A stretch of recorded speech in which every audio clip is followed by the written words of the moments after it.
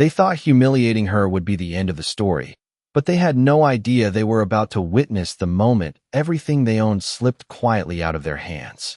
The Brooks estate glowed under soft golden lights, a sprawling mansion just outside the city, where polished marble floors echoed beneath expensive heels and tailored shoes, and where every laugh carried a hint of pride, or perhaps superiority.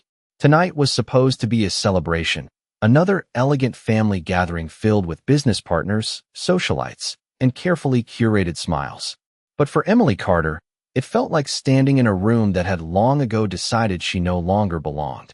She stood near the far end of the dining hall, her posture calm, her expression unreadable, dressed in a simple white dress that contrasted sharply with the glittering gowns and designer suits surrounding her. Her hands rested gently together, not out of nervousness, but control. She had learned that control was often mistaken for weakness by those who never needed it. Across the room, Jason Brooks leaned casually against the long oak table, a glass of aged whiskey in his hand, his voice loud enough to draw attention without seeming to try. "I'm just saying," he smirked, glancing in her direction. "Some people really don't know when they've overstayed their welcome." A ripple of quiet laughter followed, subtle but intentional, like a cue everyone understood. Emily didn't react, not because she didn't hear him, but because she had heard it all before. The comparisons, the disappointment, the quiet judgment wrapped in polite conversation. Her mother, Helen Brooks, stood near the head of the table, her posture flawless, her pearl necklace catching the light as she turned slowly toward Emily, her gaze sharp but composed. "Emily," she said, her voice calm enough to sound reasonable, yet firm enough to carry authority. "This is a formal evening. There are expectations, standards." The room shifted slightly, conversations softening as attention leaned toward the unfolding tension. "And you," Helen continued, her eyes scanning Emily from head to toe, "seemed to have forgotten all of them." The words didn't need to be louder. They were precise, intentional. Emily felt the weight of dozens of eyes without needing to look up. Some curious, some amused, some simply waiting to see how far this would go. She could have spoken then, explained, defended, but she didn't, because deep down, she already knew. This wasn't about her dress, or her silence, or even her presence. It was about control, and tonight, they believed they had all of it. Jason stepped closer now, his tone dropping just enough to feel personal. "You know, Em," he said, shaking his head slightly, "it's kind of impressive. Showing up here like nothing's changed. Like you're still one of us." A few guests exchanged glances, some hiding smiles behind their glasses. Emily's eyes remained steady, her breathing even, her composure untouched. If anything, the stillness around her began to feel louder than the voices themselves. Helen exhaled softly, as if reaching the end of her patience. "This isn't appropriate," she said, finally making the decision no one else wanted to say out loud. "You're making people uncomfortable." A pause followed, a heavy one, the kind that settles before something irreversible. "You should leave." The words landed without force, yet they carried something far more final. Around the room, no one spoke. No one objected. Not a single voice rose to question it. And in that silence, the truth revealed itself more clearly than anything else. They had already decided her place. And it wasn't here. Emily lowered her gaze for just a moment, not in defeat, but in recognition. Recognition that this moment had always been inevitable. For a moment, no one moved, as if the entire room was waiting for Emily Carter to break, to argue, to plead for a place that had already been taken from her long before tonight. But she did none of those things. She simply nodded once, a small, almost imperceptible motion that carried more dignity than any words she could have spoken, and that quiet acceptance unsettled the room far more than defiance ever could, because it suggested something they could not quite understand, that she was not surprised, not shocked, not even hurt in the way they expected, as if this moment had already been accounted for somewhere deep within her. The soft hum of conversation began to return, hesitant at first, like guests unsure whether the performance was truly over. But then the laughter resumed, lighter now, relieved, as if the tension had been necessary entertainment, and Jason let out a breath he did not realize he was holding, lifting his glass again with a smirk that tried to reclaim control of the moment. Well, he muttered to the nearest guest. At least that problem solved itself. And a few people chuckled, eager to align themselves back with comfort, with status, with the side that seemed to be winning. Helen Brooks adjusted her posture, smoothing the front of her dress as though restoring order had been nothing more than a minor inconvenience.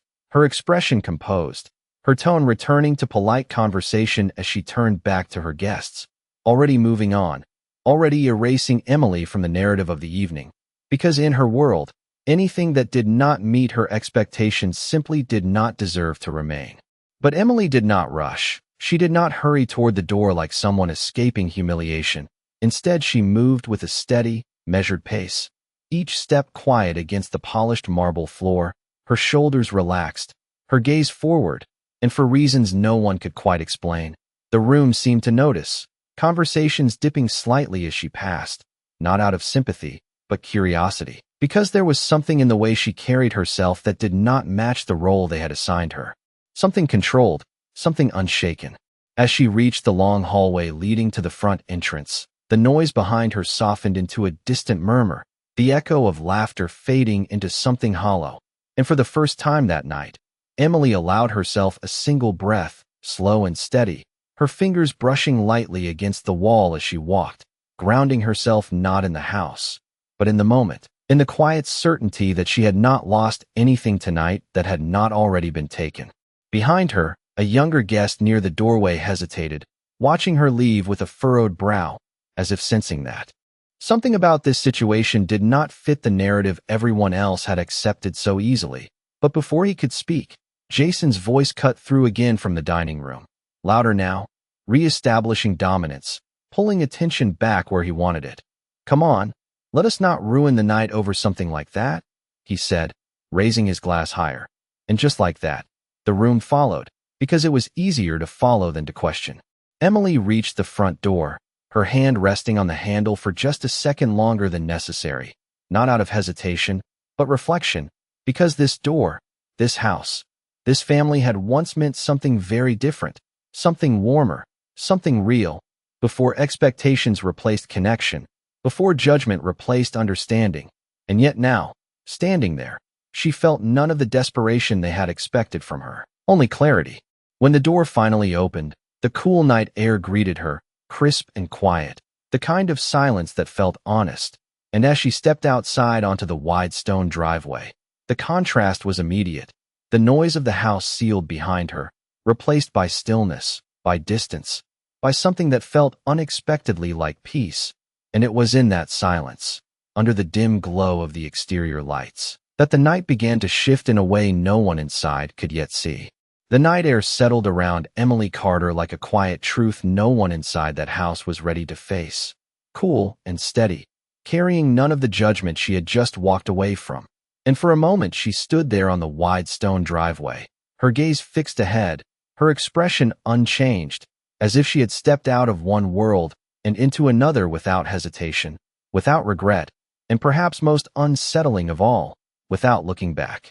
Inside, the music resumed, faint but audible through the walls, glasses clinking, voices rising again as if nothing had happened, as if removing her had restored balance.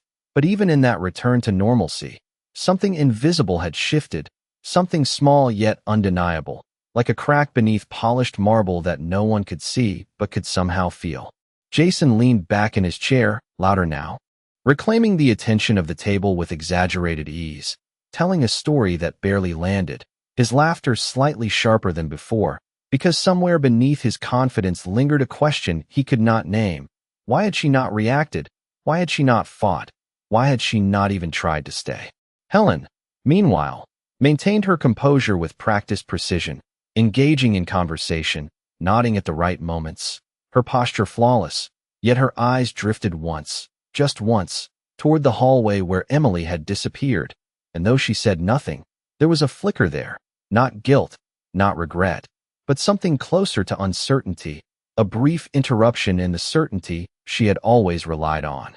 Outside, Emily took a slow step forward, her heels making a soft, measured sound against the stone, the kind of sound that echoed in the stillness. And as she moved further down the driveway, the house behind her grew quieter, not in sound, but in significance, as if it were already becoming smaller, less important, fading into something that no longer defined her. Then, from the far end of the long, curved entrance, headlights appeared, cutting through the darkness with a steady, deliberate glow, not rushed, not aggressive, but certain, the kind of arrival that did not need to announce itself because its presence alone carried weight. Emily did not turn immediately. She did not react with surprise, because she had been expecting this, not in the way one expects a scheduled moment, but in the way one understands timing, understands that some things do not need to be forced, they simply arrive when they are meant to. The vehicle approached slowly, a sleek black SUV that reflected the dim exterior lights as it rolled forward, its engine quiet, controlled, and as it came to a stop just a few feet away from her, the world seemed to pause again, the air tightening slightly, as if even the night itself was paying attention. The driver's door opened with a soft click, and Daniel Carter stepped out, his presence calm, composed, his expression unreadable at first glance, yet unmistakably focused, and as his eyes found Emily, there was no shock, no confusion, only recognition, as if he already understood everything that had just happened without needing a single word. For a brief moment, neither of them spoke, the silence between them not empty, but full, filled with understanding, with history, with something far deeper than the scene that had just unfolded inside. Then Daniel took a step forward, his gaze shifting past her toward the house, the faint glow of its windows reflecting in his eyes. And when he finally spoke, his voice was quiet, steady, carrying a weight that did not need to be raised to be felt. "They asked you to leave," he said, not as a question, but as a statement, and Emily nodded once, her expression unchanged, her calm still intact, and in that single exchange, something irreversible began to unfold, something that would reach far. Beyond that driveway, far beyond that house, and far beyond what anyone inside believed they had just accomplished. Daniel did not raise his voice, and that was precisely what made the moment heavier, because there was no anger in his tone, no visible reaction that the people inside could interpret or dismiss, only a calm certainty that seemed to settle into the air like something inevitable, and for a brief second, even Emily felt it, the shift from what had been done to her, to what was about to unfold because of it. He took another slow step forward, his shoes pressing lightly against the stone, his posture relaxed yet deliberate, and his eyes moved once more toward the illuminated windows of the house, where shadows of movement passed behind curtains, unaware that the quiet outside was about to echo far louder than their laughter inside. Emily watched him, not with surprise, not with relief, but with a steady understanding, because she knew this version of him, the one who did not react impulsively, the one who did not argue, the one who simply allowed the truth to arrive at its own pace. And she also knew that when he chose to act, it was never for effect, it was for outcome. "It is fine," she said softly, her voice even, not defensive, not emotional, simply stating what she had already accepted, but Daniel did not look at her when she said it, not immediately, because his attention remained fixed on the house, as if measuring something beyond the moment, beyond the words that had just been spoken, and when he finally turned his gaze back to her, there was something subtle in his expression, not pity, not concern, but respect, the kind that acknowledged her strength without needing to say it aloud. "No," he replied quietly, his voice steady. "It is not." The words were not forceful, yet they carried a weight that seemed to settle between them, and for a second, the night felt still again, as if holding its breath.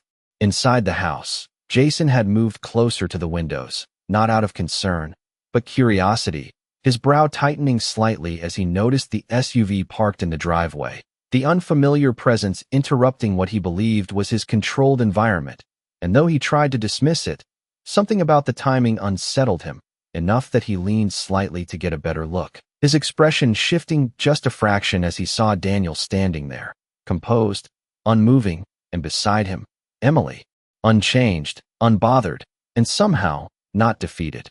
"Who is that?" one of the guests asked quietly, following his line of sight, and the question lingered in the air longer than it should have, unanswered, because for the first time that evening, Jason did not have an immediate response. Outside, Daniel reached into his coat pocket with a calm, unhurried motion, pulling out his phone as if this were any other ordinary call, any other routine action. But there was nothing ordinary about the silence that followed, nothing ordinary about the way the night seemed to tighten around that single movement. He did not step away. He did not lower his voice. He simply tapped the screen and lifted the phone to his ear, his posture unchanged, his presence steady. And when the line connected, he spoke with the same quiet authority that had marked every word since he arrived. "I need confirmation," he said, his tone measured, precise, not asking, but expecting. And though the response on the other end could not be heard, it did not need to be, because Daniel's expression remained the same, composed, focused, as if he already knew what would be said before it was spoken. Inside, the music faded again, conversation slowing, attention drifting back toward the windows, drawn by something none of them could quite explain, something that felt less like curiosity now and more like anticipation, the kind that builds just before a realization begins to take shape. And then Daniel spoke again, this time just loud enough, just clear enough, that even from inside, through glass and distance, the words carried, simple, direct, impossible to ignore. "Tell me," he said, his eyes still on the house, "who is the registered owner of this property?" And in that moment, the laughter inside did not return, the room did not reset, because something had shifted beyond their control, something that no longer belonged to them. And for the first time that night, the silence that followed did not feel like victory. It felt like the beginning of something they could not stop. The silence that followed Daniel's question did not feel empty. It felt heavy, like something invisible pressing down on the entire scene, stretching the moment far beyond what anyone inside the house expected. And even though they could not hear the voice on the other end of the call, they could feel that something irreversible was already in motion. Daniel stood still, his posture unchanged, his gaze fixed forward, listening with a calm focus that made the moment more unsettling. Because there was no tension in him, no uncertainty, only patience, the kind of patience that comes when the outcome is already known. Emily remained beside him, her expression steady, her presence quiet. Yet there was a subtle shift in her now, something almost imperceptible, as if the weight she had carried moments ago was no longer hers to hold, as if it had already been transferred somewhere else, somewhere it belonged.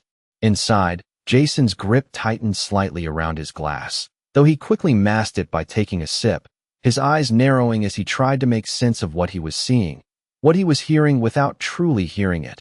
And for the first time that night, his confidence did not return immediately. It hesitated, it faltered, just enough to be noticed by those closest to him. "It is probably nothing," he muttered under his breath, though the words sounded more like a question than a statement, and the guest beside him did not respond, because even they could sense that this was no longer something to dismiss so easily.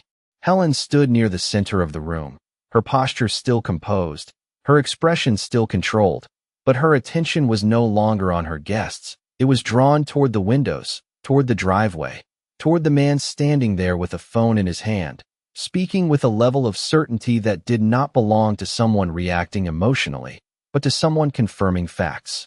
The music had faded completely now, not turned off, but forgotten, and the quiet that replaced it was different from before. It was not the silence of judgment or dismissal.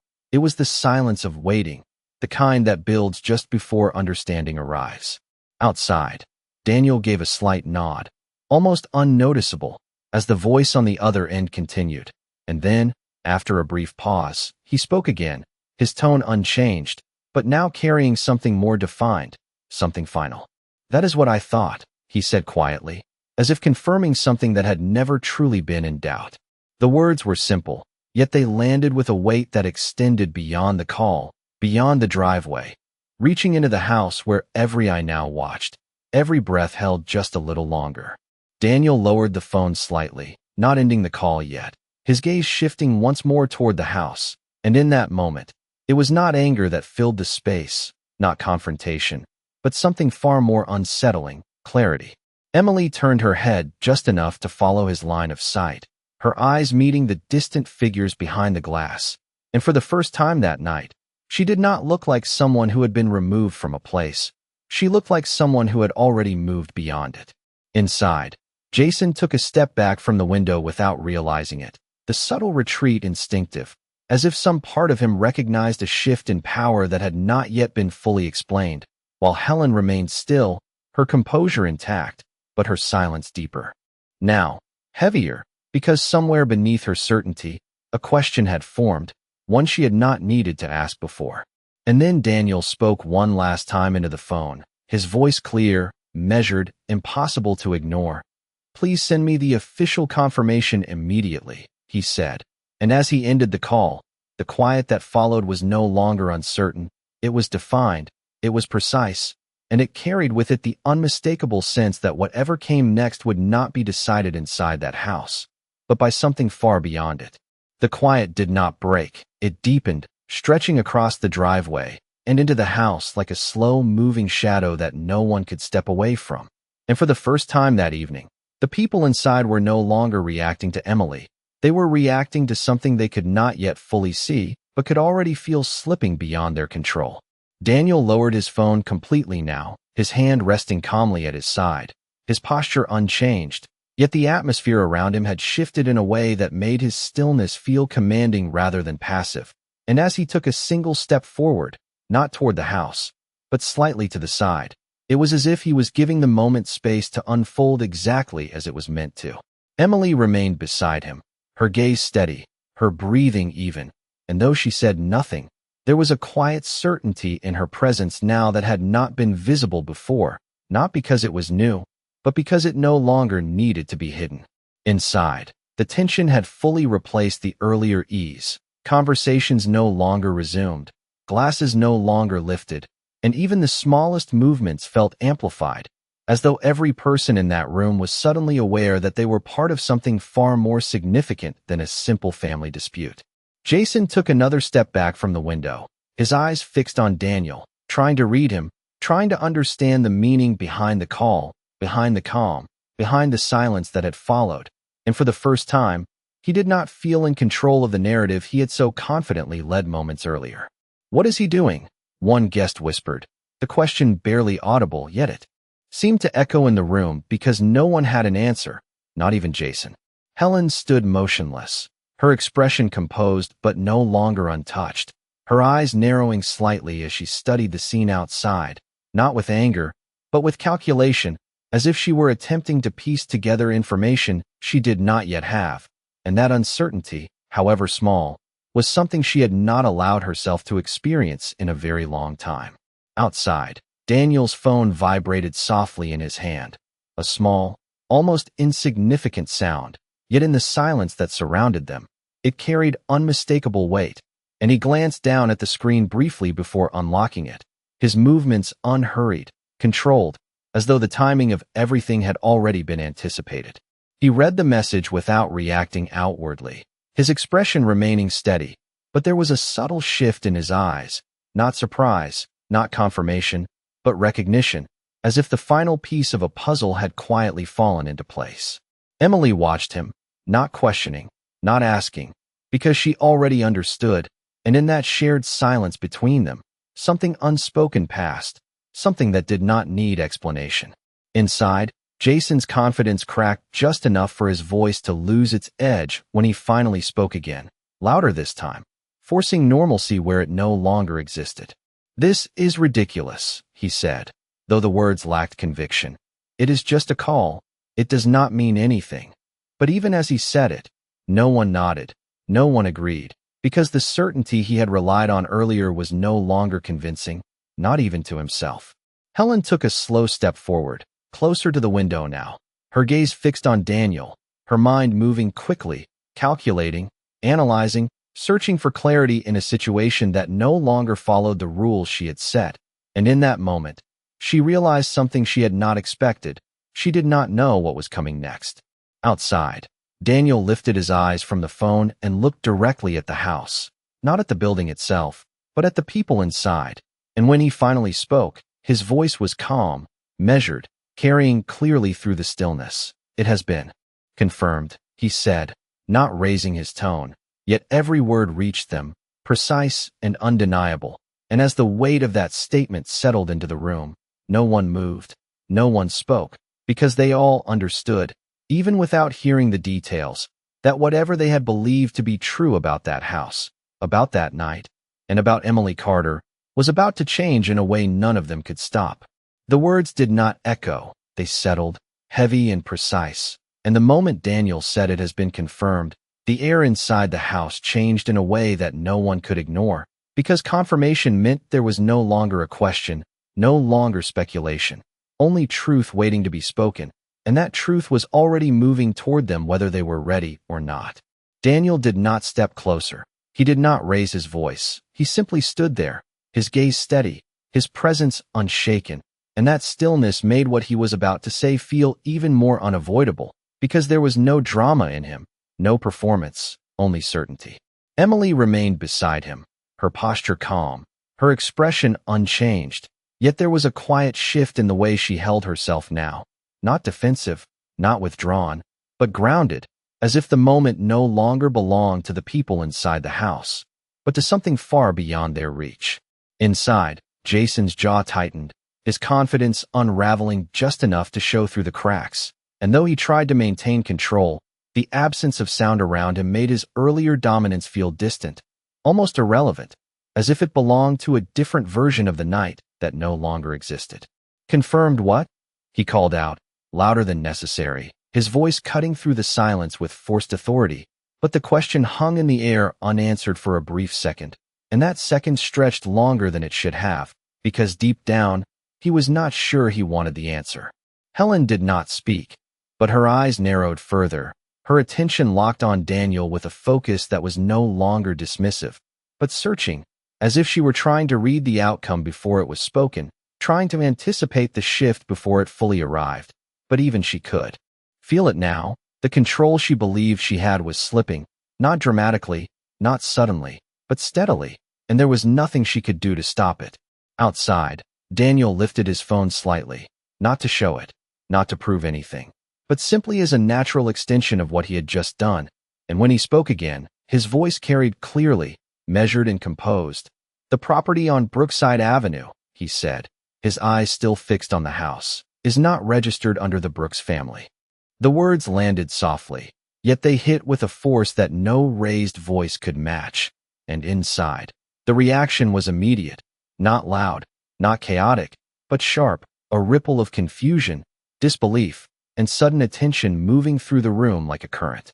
Jason let out a short laugh, quick, dismissive, almost automatic, but it did not hold, it did not spread, because no one else joined him, and even he seemed to realize it, his expression faltering as the weight of the statement settled deeper. "That is not possible," he said, his tone shifting, less certain now, more defensive, as if saying it could make it true, but the room did not respond, the room waited.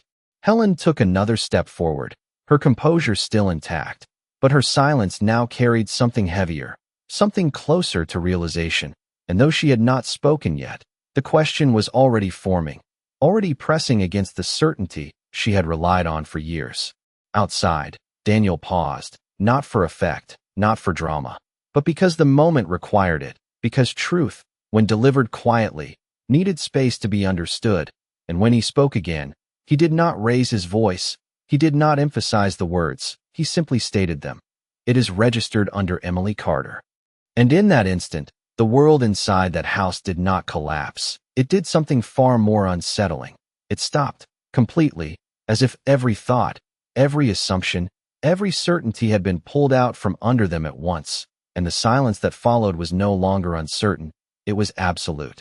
The silence did not just remain, it deepened into something almost physical, pressing against every wall, every breath, every thought in that room.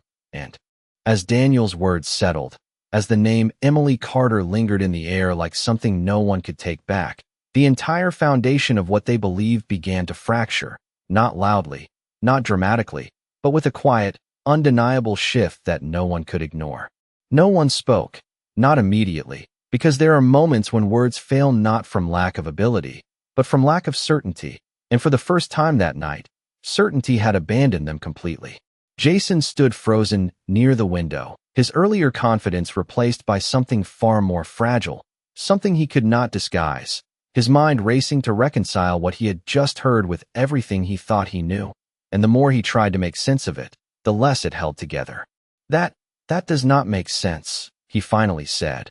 But his voice had lost its edge, lost its authority, sounding thinner now, almost uncertain, and the room did not respond, because no one was looking to him anymore for answers.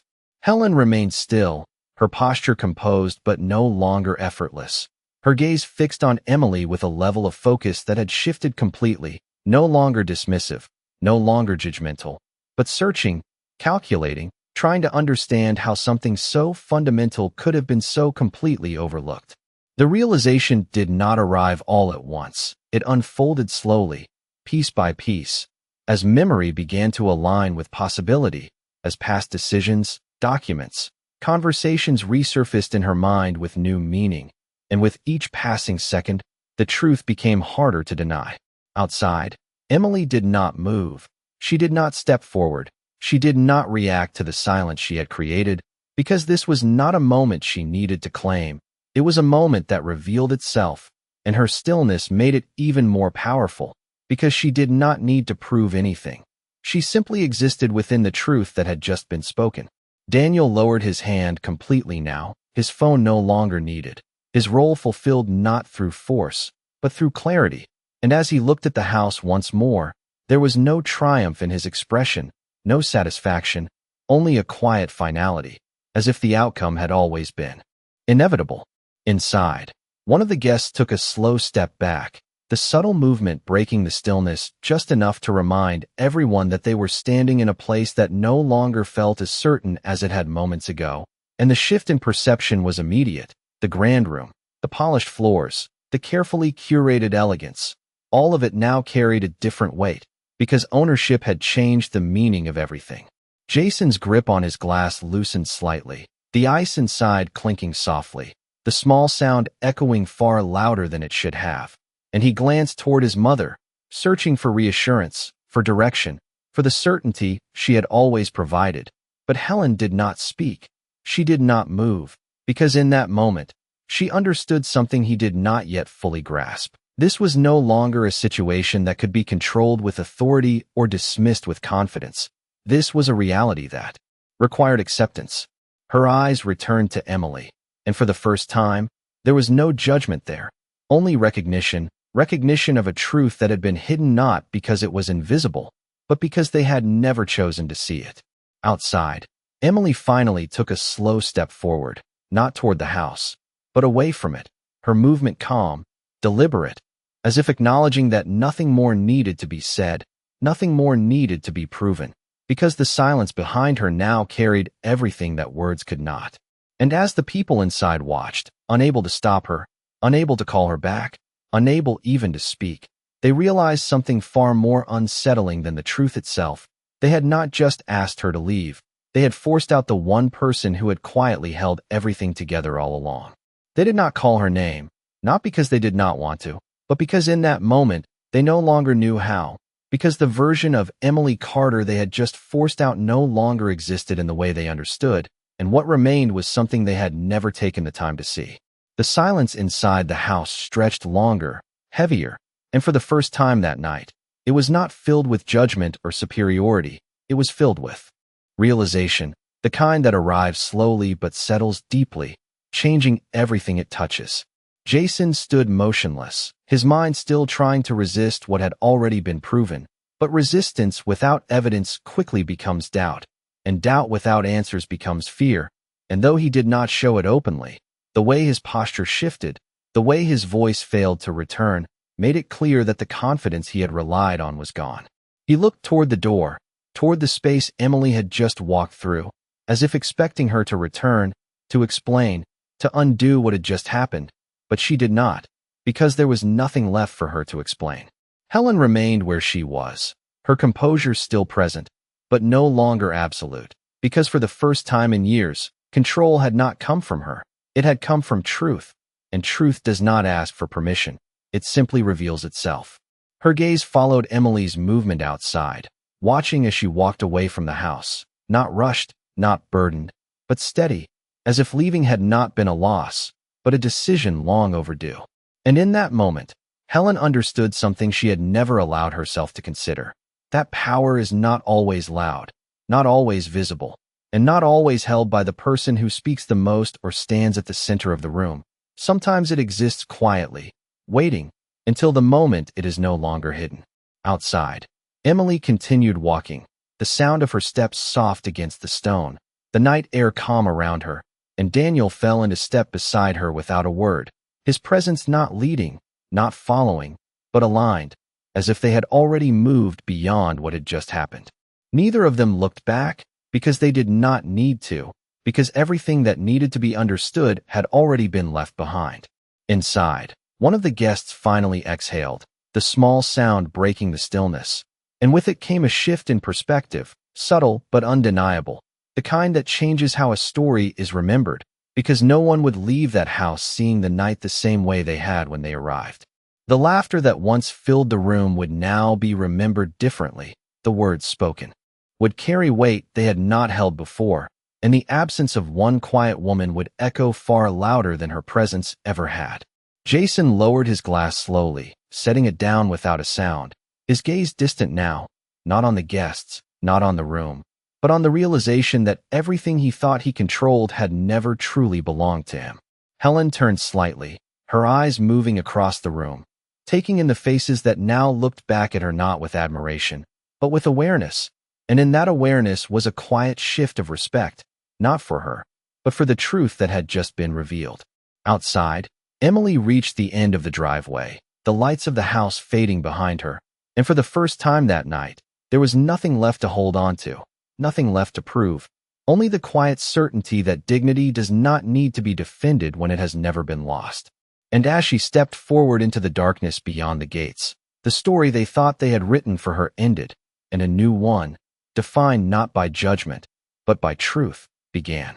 Respect often reveals itself when you least expect it. If you enjoy stories that uncover truth, dignity, and hidden strength, do not forget to like and subscribe. The next story might just change the way you see the world. Thank you so much for watching.